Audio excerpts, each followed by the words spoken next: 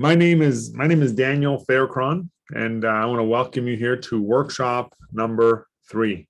The first 2 workshops we ran are separate from this one. One is an overview of financial concepts, and then the second one is about budgeting and cash flow and helping people understand that they're in control of their cash flow and they can get out of debt and save big money. And just like we can make big payments to debt, we can also make big payments to ourselves. And that was workshop number 2. And today we're going to be talking about proper protection. I've been with this campaign over 10 years now.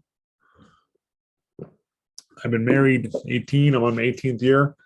And after I started here and I started controlling my income and my time, I was able to have some kids, and my wife stays home full time. And we just came back from Thailand with the company, and we've been real blessed in many ways. And one of them is that I'm not very confused about my protection. I know what I own, and I know what I pay for, and I know what I want to own next, and when I want to upgrade and so forth. But let me share my screen. You didn't come here to learn about me, but let me share my screen, and let's walk through this stuff together. And by the way, at the end of in the next hour, you guys are going to have a better understanding of how insurance works than most people that work in our industry. Most people that work in our industry don't really know how multiple products work. Most people are taught to sell one product. They get good at it, and that's it. And we're going to learn how some multiple products work and really some general theories about how proper protection works and what does that look like. And there's a disclaimer here that this is not an offer to sell, or you're not buying from me. You're just here to learn. One of the things that makes us unique is our goal of 30 million families by 2030 in North America. And we have, I was talking to someone at an insurance firm on the airplane when I was in Thailand, and they said their goal is to go from like 70% market share to 74 or something, where I thought, that doesn't drive me. They were getting to market share is not pro-consumer. Getting market share is just to get a bonus. And everything we do is geared around 30 by 30, where one-on-one, I think I have a 60 by 30 shirt on. I can have 60 families in a month, but our compensation is so we can grow. Our meetings are so we can grow. These workshops are so we can teach you, so we could grow as well. And we have an honor of being able to expand and work with people who want to work with us. And so we want you to be a part of our campaign as well. And one of the things that makes us unique, that we don't have a uniqueness about information. That the same information is everywhere. We're flooded with too much information. There's too many people giving advice, but many are unlicensed. And all it takes to get a license is a couple $100 and to pass a multiple choice quiz, but they don't do it because many times a license requires regulation. And they don't have industry experience. They haven't sat down with families and looked at budgets and looked at who can afford what and beneficiaries and how that works. But and then the traditional industry has a narrow focus where they actually encourage a narrow focus. If you go work at a financial firm other than ours, many times they're going to tell you to niche down, get a niche, only work with a certain type of person, a certain age, a certain business type, and stay in that group. But we want to be a generalist. We want to be a holistic approach. And it might be bad for business to be in a holistic approach, but it's good for the consumer. And we want to educate and empower you to become your own money manager. And so here's what you're going to learn today. We're going to learn something called an X-curve concept and how to apply an X-curve concept. We're going to talk about why proper protection is the first. Hey, when I talk to somebody, why am I talking about insurance first and not investments first? So we're going to talk about that. Then we're going to talk about properly protecting your assets and liabilities, where many times we look at the price we pay, but not the value, where the cost of not having insurance is my wife maybe becomes a broke widow and has to, become here like a new immigrant. Instead of all the things we've established continuing on, she have to start over. That would be the cost of not having. And what is the value of paying for something that I can protect what we built?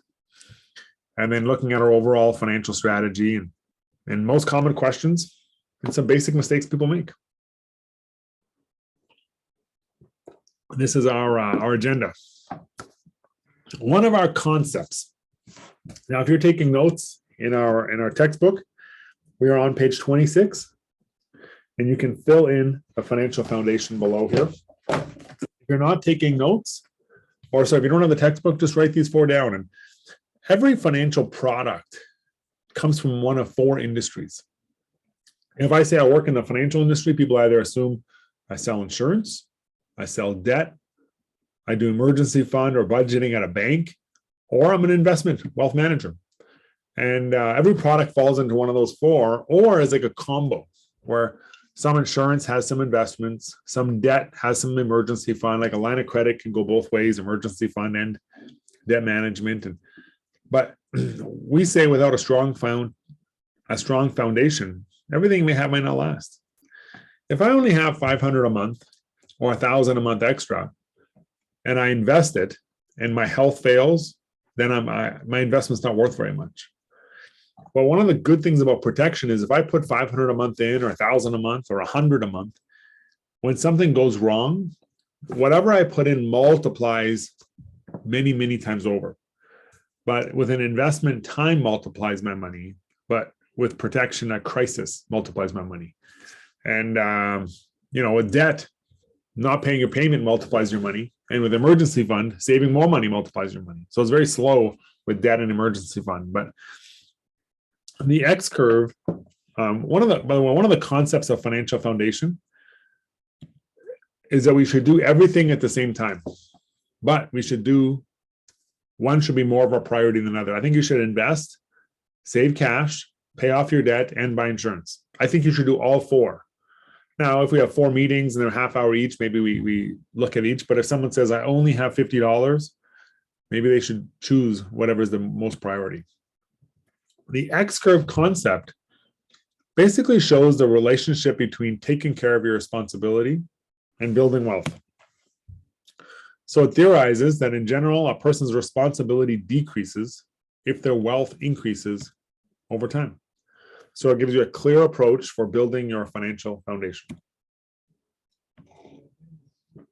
When you're young, you have high responsibility, children, mortgage, savings, debts, and you want to decrease your responsibility. Now, one of the things I've noticed is many people don't get into this category until they're in their 30s or 40s. A lot of people don't get married till they're later. They don't have kids till they're later. They don't buy a house till they're later. And ideally, when we're working with a client, they have kids, they got a mortgage, they're saving for the kids' education, they got debts, they're already in the thick of life. But some people, they don't pick up responsibility till a little bit later. But either way, no matter when you start becoming responsible, you want to lower your responsibility when you're older. And the way we do that is we start to save and invest. And you invest in things you understand and things that can grow. So when I'm older, I want to have some money saved. And I want to have more wealth and less responsibility. And that's it. And it's basically 2 lines that intersect of, I want to pay off my debt, but a form of paying off my debt is saving. So whether I have extra money and I pay down my credit card, pay down my line of credit, pay off my car, save in my TFSA, put it in my RRSP, add cash value to an insurance policy, put it in my safe in my house, whatever it is, whether I'm paying off debt or I'm increasing my savings, I'm bringing these lines closer together. Now, things that bring these lines farther apart is borrowing more money, spending money you saved on junk you don't need that doesn't grow an asset. And so I want to look at this, and many times we look at people's responsibility goes up as they get older and their savings somehow goes negative. When I turned 18, I started getting negative wealth. I started borrowing money. But if I want to become more secure, I need to have money saved, hopefully invested, and I want to have less responsibility. And so the concept says, hey, should we wait until we pay off all of our responsibilities before building wealth? This sounds wise. Hey, I'm going to get totally out of debt, debt-free, and then I'm going to start investing. Well, I get out of debt like every 2 months. I'm so good at getting out of debt. I get out of debt 6 times a year. And so it's not like I'm going to wait until I'm totally clear before I start investing. I've been investing very consistently and paying off my debt. I just have I operate on a credit card here and there, but I don't want to wait till I'm totally freed up from my mortgage before I invest any money. According responsibility curve, you have more responsibility when you're older. False. Less responsibility when you're older. Kids move out. You don't have to take care of your kids as much. Hopefully they're independent. And generally when you're young, we have enough wealth to take care of our responsibility. This is the question that leads to insurance. So the way insurance works, in 150 years ago, our insurance industry was born, where a bunch of people got together at the basement of a church, maybe the main floor, and they said, we don't have anything to give our kids. A bunch of pastors and priests got together and said, we don't have anything to give our kids because we didn't build a business. We don't have a farm. So if we pass away, there's nothing for the next generation. So why don't we all pool our money together? And they said, hey, the old guy has to pay more. The skinny person can pay less. The young person can pay less. The guy who's coughing all the time, he pays more. And they try to figure out who pays what. And they started an insurance program. But, many insurance is normal. It's like a warranty. It just says, do you take the risk or do you take the payment? So I have a car insurance. We can do health insurance, warranty on the phone, wedding ring insurance, house insurance. It's just a means of protection. And it is one of, I think, two criteria to become a first world country. The other criteria is to be able to borrow lots of money and to be a first world country based on real estate that someone owns. So in Canada, we can borrow lots of money and we can insure against loss. So every generation doesn't have to start over. Or if I got cancer, my family doesn't have to start over. And so, I think I'm the greatest asset in my family because I earn the most money. Here's how it works. An insurance company, they have a reserve of a lot of money. And in exchange for premium payments, the company provides a lump sum payment or a death benefit to beneficiaries upon their passing. And so they have a lot of money in reserve. And for me to get access to that money, I send them a monthly payment. And that's it. And the more money I want to pay them, I can decide on what I want to get from them.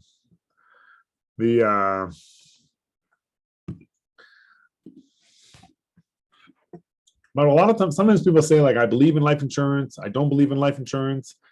But life insurance, actually, it's best sold to people that don't believe in it. Because those who believe in it don't want to pay for it. But once those who don't believe in, they change their belief, they're okay paying for it. But some things, instead of just, traditionally it's just to protect our income. But maybe I want to maximize what I give to charity. I want to say, hey, listen, I can afford a couple $100, but I don't think a couple $100 makes a big difference to my church. So I want to give a couple $100,000. Or I want to do a state equalizer. What that means is, let's say I have 2 children, and my son, I maybe help him put a down payment on a house, and he buys a house, and he gets married and has children and has a happy family. But my daughter, she marries a guy with a house, so I don't need to put a down payment maybe. So maybe when I pass away, I buy some insurance to maybe equalize what I've given each of them. In business planning, there's a reality in Canada that if I own and operate a business and I pass away, that business, when it transfers to the next generation, can become taxed at its fair market value. So if I want my son to run my business, I might want to buy insurance to make sure that money flows through to my family clearly. And then we talk about creating wealth, where creating inheritance is more than you could possibly do by just saving. Sometimes people come to Canada, probably half our country is immigrants. I don't know what the right number is, but a good portion. And so let's say someone comes to Canada in their 50s. They might not have a lifetime of savings to a lifetime to save a lifetime of savings. So they can say, you know what I'm doing? I'm just going to buy an insurance policy. And when I pass away, my kids are going to inherit that money. So you can just create wealth by jumping in halfway through the game. But we want to have some clarity and understanding of how it's priced. Will it be there? Why is it cheap? What the most expensive policy is, what the cheapest policy is. Why would someone buy an expensive one? Why does someone buy a cheap one? And so sales tactics can create pressure. Our industry does generate a lot of commission. And so if you work in an industry, that's a good thing. But if you work in our industry, it's also very competitive. And not everyone in our industry is honest. I think not everyone in any industry is honest. You know, whether you work in retail or you work in religion or you work in whatever you do, but in our industry, we want to talk about, no one wants to talk about dying. But once you understand how it's priced, you'll say, you almost always get what you pay for. The question is, do you want what you pay for, right? So how premiums determined? What an insurance company is, they have to be profitable to stay in business. So they have something called cost of insurance. And the older you are, the more you pay. The heavier you are, the more you pay.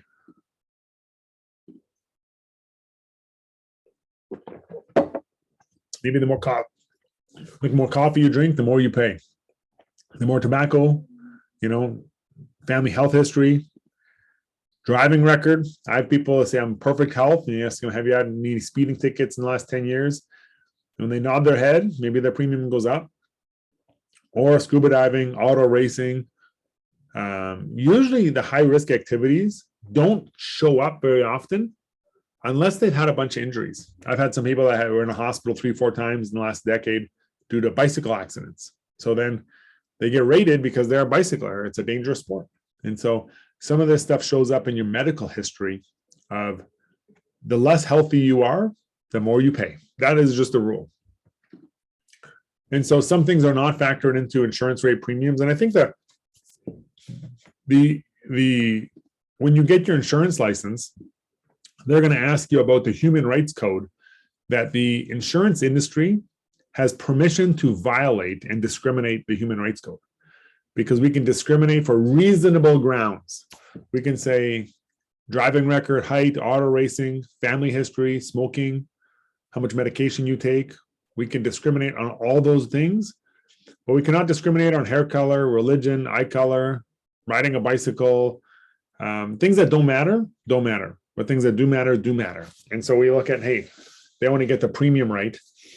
And once you look at how much it costs for you, the main thing is the older you are, the more you pay. How much coverage you get. This is probably people get this wrong all the time. The dime method says, how much life insurance should you have? And so in our textbook on page 28, you can write down how much you think you might have. You don't want to have $100,000 coverage on a $500,000 house where if it burns down, you get a $100,000 check. That's not enough. And so we look at your debt. How much debt do you have that you want to cover? I don't know if I want my wife to inherit my mortgage. Or income times 10. Do I buy enough coverage? The reason I do income times 10 is because 10 years income seems reasonable for a widow to figure out how to live her life without a husband, or a widower to live a life without a spouse. Do I want my spouse to get my mortgage? And do I want my kids to go through a costly education? And so the average person needs between maybe 500,000 to 2 million. And the main thing is income times 10. We say, hey, income times 10 plus the dime is a little bit extra. And a lot of people need $1 million, no problem. If they make 50,000 and they have a $500,000 mortgage, it's easy to get to $1 million of coverage. So if you're helping people out with insurance, the number one thing you can do instead of teaching them is just ask them, hey, I have $1 million. This is why I bought $1 million. 10 times my income, this. I pay for, over 4 million of coverage personally. And I know why I pay for it, because I want to protect this stuff.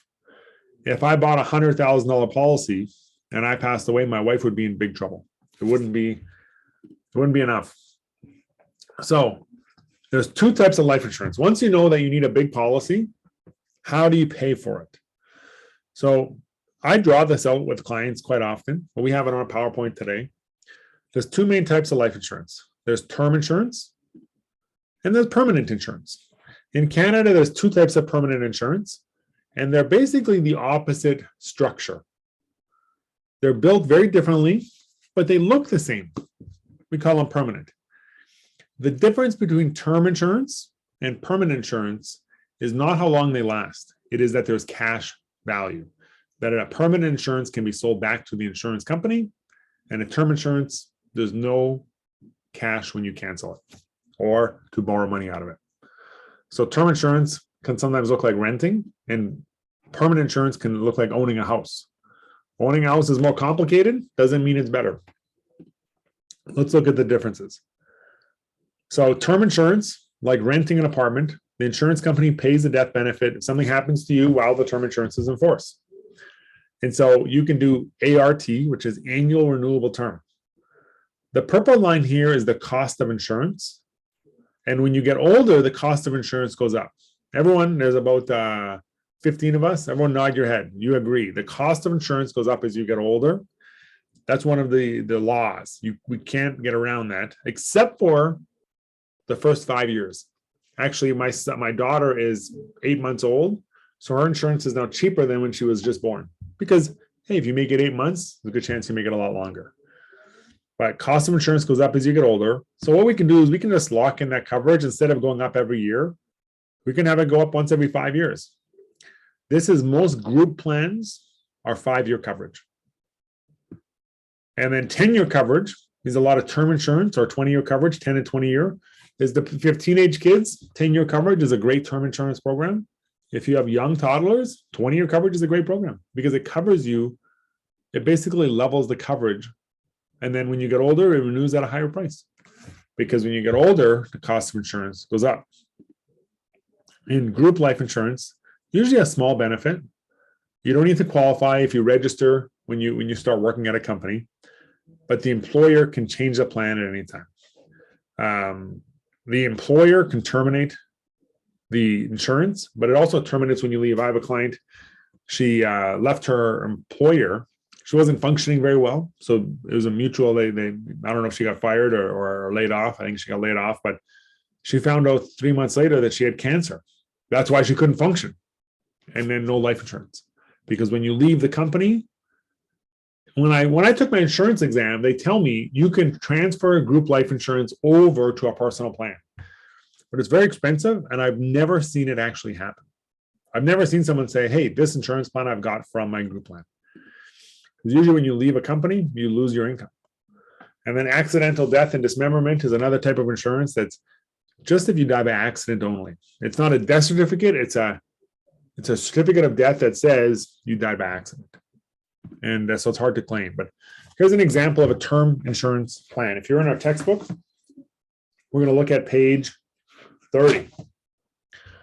Term insurance has two main components: your coverage, $500,000, and the cost, $400 a year. So it's level for 20 years, $400 a year. This policy then renews at 1 year term. So it goes to $2,000 a year, $2,100, $2,300, and so on.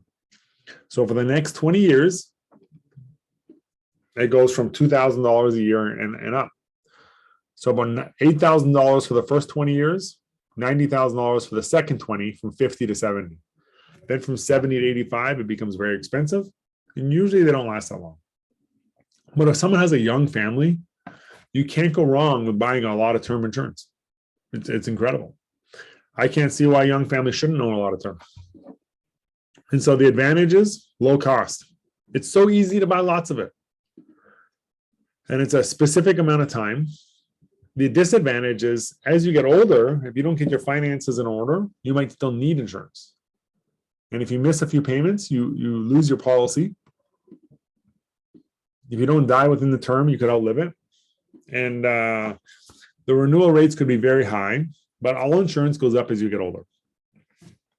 So because term insurance is a set period of time, you may live longer than the length of the term. Term actually took hold in the 70s and 80s quite significantly when everyone wanted just a cheaper coverage. And a lot of people bought permanent and then they converted to term.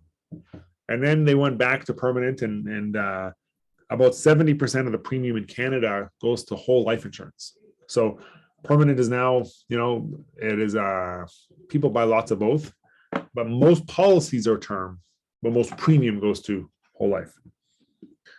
So permanent insurance, we got to know one thing: the cost of insurance goes up as you get older. Now, maybe the cost of insurance goes up, but you don't want to just pay the cost of insurance. And if you're doing a life insurance exam, we call that your net cost of pure insurance, NCPI. But the cost of insurance goes up. And the insurance company, what they'll do is they'll say, hey, why don't we pay more than the cost of insurance? So why don't we pay the green amount, and then all the extra money will offset the future cost. So they can say, hey, it's just a level premium. And you can do a whole life, and you can do universal life. So that if you pay more, you get more. In fact, you just get a longer term, is what it looks like. So let's break this down. Whole life insurance is policy you keep your whole life. It's the oldest form of insurance, hasn't changed a whole lot. It's very stable. I own whole life, and I sell lots of it. And you get a fixed premium. So you get a fixed premium that covers your insurance. Now, the insurance policy then grows and they pay out a dividend. That dividend can be used to buy more insurance. So your death benefit will actually grow over time. I'll show you an example right away. But when you overpay for something, the insurance company says, hey, we put this in our calculator. If you want to keep this your whole life, then you're going to pay XYZ, whatever they're going to charge you. And so every age is a little different. You can do paid up feature where you can pay it up a little earlier. But you get a quality guaranteed interest rate on your cash value. The dividend rate at Equitable is just over 6%. And you get your cash value. You can either withdraw it out, or surrender the policy, or you can take a policy loan or bank loan, and they're all taxed slightly differently. So you want to look at, what your specific situation is. And then the policy may receive a dividend, which is the profit of the insurance company. So you can either lower your premium, buy more insurance, incrementally as the policy grows, or add it to the cash value, or just take it back as a payment. So there's lots of options within a whole life policy. But let me show you an example of one. When you say, hey, the main thing is to say, I like this. I think people would buy this. I think I'll buy it. And so here's an example. By the way, whole life premium, if term insurance is like $40 a month, for the same 500,000, we're not looking at $40 a month. We're looking at $527 a month.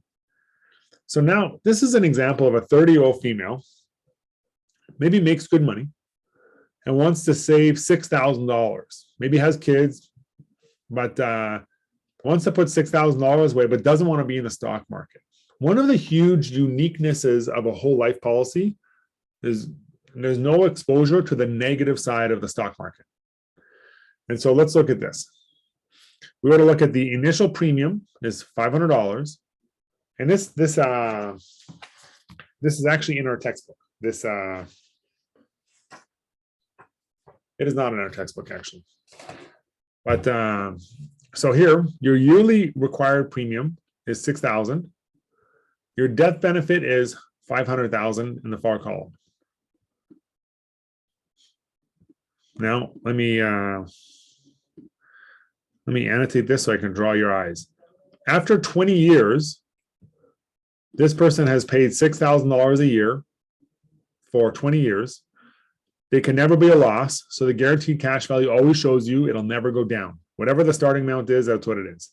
When you re-illustrate this in year 5, it'll show $511,000 all the way down.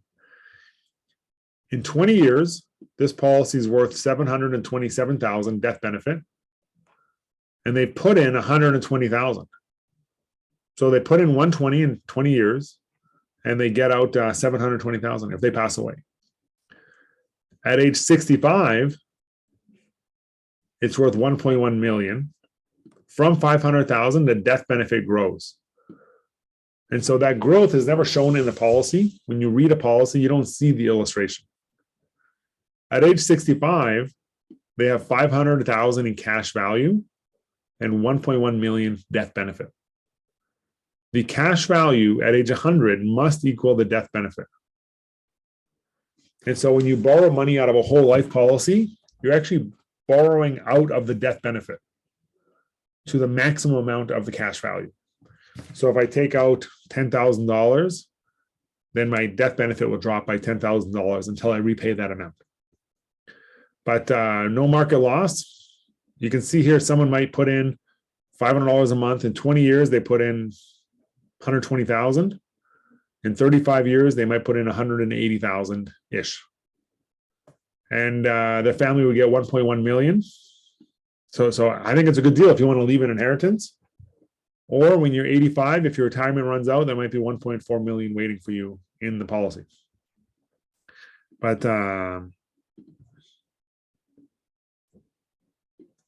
so that's whole life. It's a guaranteed way to leave a lot of money to your family members. And the advantages: guaranteed interest rate. You can pay it off early. It's designed to last your entire life, and you don't pay tax as it grows. The disadvantage is early cash values are based on overfunding. If you don't overfund it, there's very little cash early on. But if you overfund it, there's more cash early on. And so it's really a part of a portfolio that's part investment, part insurance, but it's primarily an insurance policy that has some value to it. Now, universal life, if you look at term insurance, very low cost for big coverage. But if you look at whole life insurance, the main thing is it's guaranteed never to lose money. So what happened in the 80s, interest rates were very high. So the consumer said, we don't like whole life because we don't like guaranteed stuff. And term, we want to make sure there's some value there. So they said, we're going to build a program that says we're going to be term insurance, and the cost of insurance goes up as you get older. And instead of overpaying for insurance, you're just going to pay the annual insurance rate. And so you pay the annual insurance rate, and your overpayment actually goes right into cash value day one. So it's basically term insurance plus cash value. So you get a flexible premium, and the more you pay, the more flexible it is. And some of the premium goes to insurance, term insurance, and some of it goes to an investment. And there's some flexibility of investment choices, and you can access some of your cash value down the line. Here's an example. $500,000.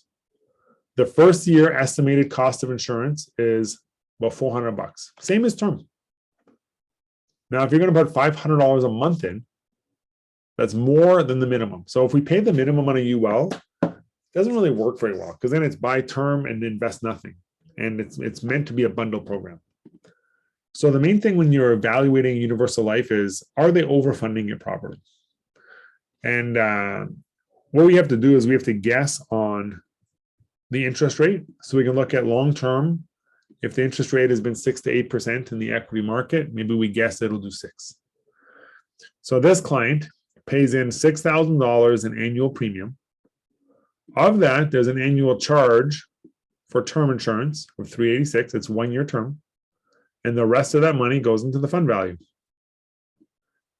In the death benefit is the $500,000 of term insurance plus the 5609, round it off. If you have $31,000 in cash value, here you have $5,031,000.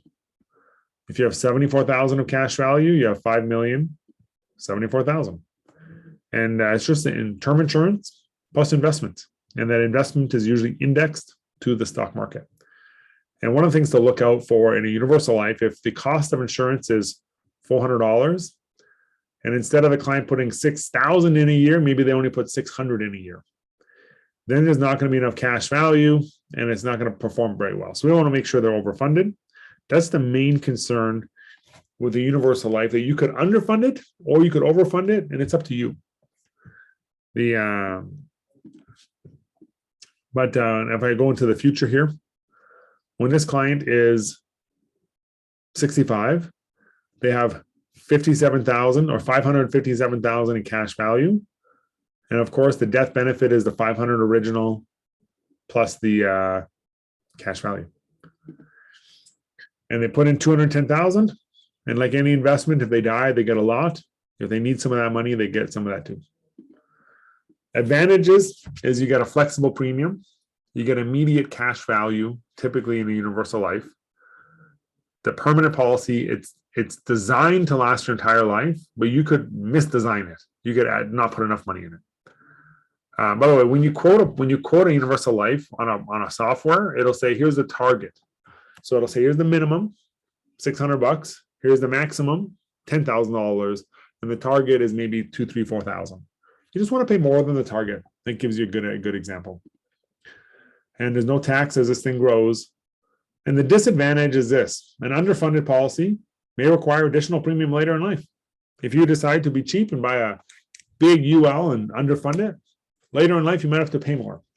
Like anything, if I don't pay my debt off later in life, I got to pay for my debt. So I want to learn to understand what I'm actually paying for. And if I do a guaranteed interest rate in a UL, I might be a little too conservative. But let's evaluate some of these. Term insurance is flexible premiums. You can skip payments without the policy lapsing. No chance. If you miss 2 payments in a term, it is gone. Future term insurance renewals are lower. No, they're higher. So at a certain age, when you have more income, you want to lock in your premium. Group term from your employer may terminate if you leave your employment. That is true. So that's an incorrect answer on the slide. Final expense is a type of term policy. No, it's a permanent just for a funeral. Some people just want to cover their funeral. We can do that too. And universal life has flexible premium. So one of the truths is the cost of insurance goes up as you get older. If you want to manage it, you can do universal life and overpay, or you can buy the insurance as a whole life and have the cash value guaranteed. And term insurance, you just pay for pure cost. It's just purely the cost of insurance. And when I borrow money from a whole life, I'm borrowing from my death benefit. But when I'm borrowing from a UL, I'm borrowing from my prepaid premium. So I got to make sure I paid enough premium that there's extra premium to borrow out. But when I look at some of this, a rider is basically, I have a base policy. And most policies that are built well are actually combo policies. I can buy additional term. So I can buy a whole life and some term, or a universal life and some term. And so most policies are combo. And I can buy critical illness or disability, and I can add different things. Instead of just buying one policy to cover everything, I can add a few different things. The tax benefits of insurance: if you pass away, there's no tax. If you have a living benefit and you got sick, like critical illness, there's no tax. There's no tax as the policy grows, as long as you haven't exceeded the maximum amount being funded. And you could get some income tax-free access if you do a collateral loan, which is a loan through a bank or a third party. But some of the other things when you look at, instead of just the core, like dying, getting the right amount of coverage and making sure the client understands what they're buying. Hey, buying insurance on children. What if your child becomes critically ill or the unthinkable happens? Being prepared could lessen the potential for financial burden so you can focus on what matters.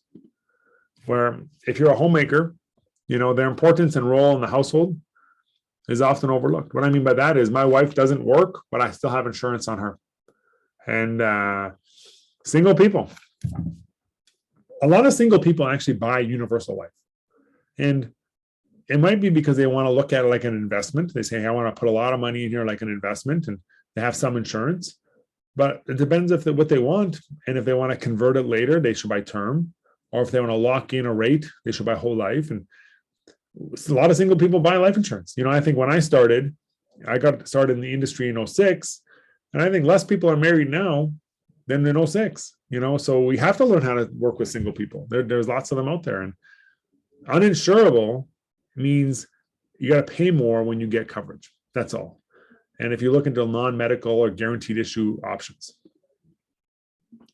And then if you're a cost concern, instead of buying a couple $100,000 policy, you can buy a policy with the 10 or 15,000 just for final expense. So you don't have to do a funeral. And when I look at insuring our kids, one of the things we do a lot of is critical illness on children.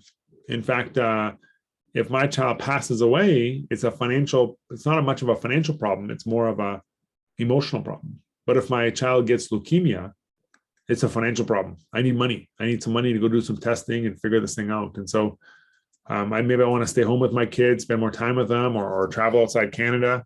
But insurance is easy and less expensive on kids. It also diversifies your investment portfolio to do permanent life insurance on your children. And you can add guaranteed insurability so that when my kids are in their 20s, they can buy insurance based on the medical they medical information they had when they were 1 year old. And so we own life insurance if we pass away too soon. But if we get critical ill and survive, that's what critical illness is. Extra expenses, time off work. If I got cancer, I might not want to come to work every day. And a lot of people say, I'll just work through it. But you ever had a cold and went to work and it sucked? That's what it might be. If you have to go do, you have to work through some illnesses, I might want to take time off and maybe let my spouse take time off. But critical illness is priced very similar to term. It's very cheaper when you're younger, more expensive when you're older. And you can do term, you can do permanent, you can do it where you get your money back if you don't use it. But it gives you financial options when you get sick. Now, disability insurance. This is probably the least sold, but the highest need out there. Where if someone's self-employed, they typically can insure their income if they get hurt. And they can look at, if some of the options are, I can get about 60% of my income. And the two other variables are how long do I wait for my benefit to start and how many years does it pay for? 2, 5, 10, or till age 65. But if you're a business owner and self-employed, many times if you talk to business owners or self-employed people, we just ask, hey, listen, do you have any disability insurance? Is this something you want to look at? And many want it, but they don't know how to buy it. And so if I was in a coal market looking for business owners, I would start with disability insurance because it's a selfish buy. Greedy people buy disability insurance. Responsible people buy life insurance. Scared people buy critical illness insurance. People who want dignity buy long-term care or permanent CI. Greedy people, buy disability. They want more money. They don't want to work hard, get disabled, and not have income. And I don't think there's anything wrong with that. I think that people should have an income whether they work or not, if they prepare. And then we also do health insurance. We do prescription coverage, dental coverage, where if your employer may provide this, but if they don't, or when you retire or you're self-employed, you might lose it. So some people go to the dentist on a regular basis, they can buy a dental plan. Travel insurance, if you have a medical emergency, a heart attack in Europe costs about 80 grand. We had a client claim that a couple of years back. And if you have a car accident, something like that, having the coverage makes sense. I recently had someone had their spouse pass away, not a client of mine. They called me after the fact and they said, isn't there an organization that's supposed to take care of people in this type of situation? And I said, yeah, it's the insurance industry. But you need to buy the insurance before the crisis. They don't take care of people in the crisis. They only take care of their members. Mortgage insurance is a little more controversial, where bank staff might not be properly trained, but usually what it is your premium stays the same through your mortgage, but your death benefit goes down as you pay your mortgage off. So every time you pay your mortgage off, you're actually paying off your insurance too. So the day you pay off your mortgage is the day you don't have insurance. So that works if you're healthy, but if you're sick, we have to give people advice. Hey, don't pay your mortgage off, because if you pay your mortgage off, you have no life insurance. And that's how that works. We do simplified insurance. Simplified is basically if someone can't get a standard plan, we can do a guaranteed plan. You have less questions, and the less questions you have, the more you pay. So if you've had cancer 10 years ago, or 5 years ago, or 3 years ago, the different the question, the more you pay. And you can issue up to age 80, and you can still protect the ones you love. But some of the questions we have is, does my life insurance through work cover me? It does cover you, but you might not keep it when you leave your employer. So we want to do one when you own. Why is it so cheap? Why is it so costly? Are you paying for insurance and saving money? Are you paying for term insurance so you just pay 1 year at a time, or 10 years at a time, or 20 years at a time? Or a whole life insurance, you're buying a whole life at a time. So it depends what people buy and what people reason for. Term insurance typically protects a young family. Whole life insurance typically protects a spouse. So when I have whole life insurance, when it pays out, it's typically going to pay out to my spouse when we're both very old. Not when I'm young. I'm not, hopefully don't pass away when I'm young. And universal life typically protects an investment that you're growing inside the policy. And then if you pass away while you're investing, they give you a death benefit. But there's many factors in the cost of insurance. And so we want to look at an apples to apples, make sure it fits your needs. Do you think your health is going to get better when you get older? A lot of people think, well, I'm going to wait till my health gets better, and then I'll buy some. I don't know if that's true. And do you want benefits that help with your overall financial strategy? Sometimes include cash value. One of the uniquenesses about permanent life insurance is if I have permanent life insurance, and let's say I have $1 million to retire, I can actually spend all my million knowing my insurance will give an inheritance to my family. But if I don't have any insurance, it's a hard time to spend all my money. I have to actually allocate some of my money for inheritance and some for my retirement. And am I going to have to pay taxes when I pass away? Our taxes may be going to change as I get older, right? So do I want to pass on some money to the next generation? Do I want to work hard and maybe give my children, I don't know if I want to give them a huge inheritance, but I like to give them a reset where, let's say they're in their 30s, 40s, and 50s, and they made some mistakes. A lot of times $30,000 to $100,000 gives your kids a reset. They can get out of a job, they can pay off some debt, pay off a bankruptcy, leave a bad relationship, buy a house, do something where their life can change. 30 to 100,000 changes a lot of lives, usually for the better. Here's the quiz. What's best for me? By the way, most times what's best for you is a combo. A little bit of 10-year term, a little bit of 20-year term, a little bit of 30-year term, a little bit of permanent, a little bit of critical illness, a little bit of disability, tax-free savings, RSP. Many products are good. So we want to do usually a combo of many products. But term, hey, you don't have a lot of income, but you want to buy a big policy. Term insurance is wonderful. Whole life says I want a guaranteed rate. I don't want to be managing this or making any changes. I want to just set it and forget it. And universal life, I want a policy for life, but I don't want to stop my payment and start my payment and double my payment and half my payment. But it's important to work with someone who knows what they're doing. And a lot of times at our firm, we pair up. We work with 2 at a time, 3 at a time, where someone can know what they're doing in the office and do a holistic approach. And when I look at a salesman trying to meet their quota, I don't like that idea. I like the fact that our firm has no quota. We hire a lot of people part-time. There's not a lot of pressure for them to make a sale because they have income from somewhere else. And they can learn an industry without having to sink or swim in a deep pool. But hey, one of the greatest miracles, you can change your life just by changing the way you think. Maybe you don't like insurance, buy it anyways. If you don't buy it for your family, buy it for me, and buy it for your friend, buy it for your kids. But there's many reasons why people buy a policy. For example, I bought critical illness because I saw many people do a fundraiser for kids or for themselves.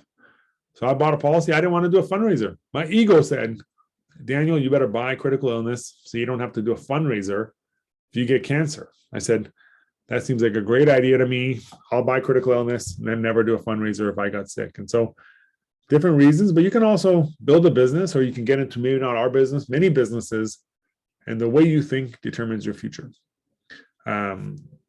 We're proud to be able to recruit and expand and allow an average person come here and follow a system.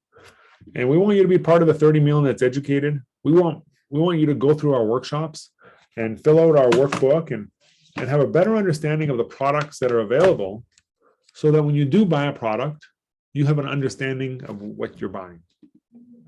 And work with a professional, help you understand what you're buying and help go through some of the paperwork. And that is my workshop today. If you have any questions, feel free to reach out to the person that invited you out, and they would love to answer your questions or start a conversation. One of the things when they invite you here is they're nervous about, what are they going to think? Are they going to think I'm trying to, they need insurance or they're bad debt or whatever it is? And you can text them and say, hey, this is what I thought about, and just open a conversation with them. They're trying to open one with you as well. And then if you have I have a website, Google website. If you like our web workshop, you can look in the chat and send me a review. That helps all the internet people, big tech, send me referrals through online. I appreciate the review. 5-star review only. I don't want no 4-star review. So just so you know. That's the standard. And I appreciate you guys' time. If there's any questions, please reach out to the person that brought you out, and they can help you get going. Thank you, guys.